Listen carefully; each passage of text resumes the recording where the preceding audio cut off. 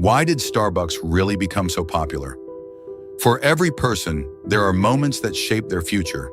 For Howard Schultz, the man behind the Starbucks empire, one of those moments came at just 7 years old.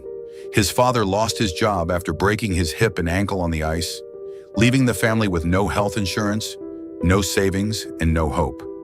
That early hardship deeply influenced Schultz, who later transformed the way the world thought about coffee. But Starbucks wasn't always a global giant.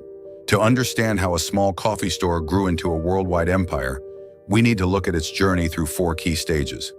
The humble beginning. In the late 1960s, Gordon Bowker traveled through Europe and discovered cappuccinos in Rome. At the time, Americans mostly drank cheap instant coffee or low-quality diner coffee. Inspired by the richer taste, Bowker and 2 friends decided to bring high-quality beans to the U.S. In 1971, they opened the first Starbucks store in Seattle. But it wasn't a cafe like we know today. Starbucks originally sold bags of roasted beans and coffee-making equipment, not drinks. Growth was slow. By 1981, they had just 4 stores. That same year, Howard Schultz discovered Starbucks through his job at a supplier company. Intrigued by the brand's success, he visited a store, tried the coffee, and was instantly hooked. Despite the founder's reluctance and even his mother's advice against leaving his secure career, Schultz persistently convinced them to hire him. The Italian inspiration. Shortly after joining Starbucks, Schultz visited Italy. There he noticed something beyond the taste of coffee: the cafe culture. In Italian coffee bars, baristas knew customers by name. Cafes weren't just for drinks, but also for relaxation, conversation, and even work. Schultz realized coffee wasn't just a product, it was an experience. He returned to Seattle full of ideas but hit a wall. The original founders rejected his vision. They saw Starbucks as a retailer, not a cafe. Frustrated, Schultz left in 1985 to start his own company, Il Giornale, which combined Starbucks quality coffee with the Italian cafe atmosphere. Most investors doubted Americans would ever pay $3 for a cup of coffee, but Schultz persisted. After dozens of rejections, he raised enough to launch his cafe concept. 2 years later, the Starbucks founders decided to sell the company. Schultz desperately wanted to buy it, but an investor tried to cut him out of the deal.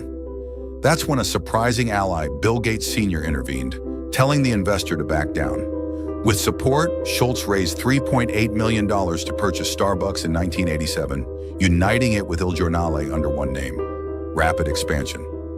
As CEO, Schultz shifted Starbucks from a bean retailer into a cafe experience. Customers could now order handcrafted drinks in-store. With this new model, Starbucks exploded.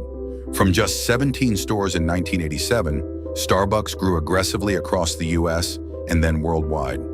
By the late 1990s, it had entered Japan, the Philippines, the UK, and beyond. At its peak, more than 7 new stores were opening every single day. By 2008, there were nearly 17,000 locations worldwide. But growth came at a cost. The financial crisis hit hard, Starbucks stock fell by 50%, and leaked company emails revealed customer dissatisfaction. Schultz admitted that rapid expansion had watered down the Starbucks experience. So in 2008, he returned as CEO. Instead of chasing growth, he focused on restoring quality. He eliminated automatic machines, reintroduced in-store coffee grinding for aroma, and even closed all US stores one evening to retrain 100,000 baristas. Though controversial, it reminded both staff and customers that Starbucks was about quality and experience. The result? A 143% growth rebound in 2009. Beyond coffee, Starbucks today has more than 32,000 stores worldwide. But the company's success isn't just about coffee, it's about strategy in other industries. Real estate. Starbucks carefully selects locations in neighborhoods on the rise. Often, property values around a Starbucks increase significantly, a phenomenon known as the Frappuccino effect. The brand doesn't just follow trends, it creates them, often sparking gentrification in the process. Banking. The Starbucks app is another hidden weapon. Customers preload money to their accounts to earn rewards, essentially giving Starbucks billions of dollars in interest-free loans. Unlike banks, Starbucks doesn't have to hold reserves for withdrawals. This money can be reinvested into growth, giving Starbucks a unique financial advantage. Experience and innovation. Starbucks isn't only about serving coffee, it's about creating a third place between home and work. From cozy cafes to massive reserve roasteries designed as tourist attractions, Starbucks continues to sell not just drinks, but an atmosphere. The real reason for success. Many coffee shops offered better coffee, but they didn't succeed like Starbucks. Why? Because Starbucks was never just about coffee. It was about transforming coffee into an experience, a brand, and even a lifestyle. Howard Schultz took a struggling idea and reshaped it into a global empire, not by focusing on the product alone, but by making people feel something when they walked into a Starbucks.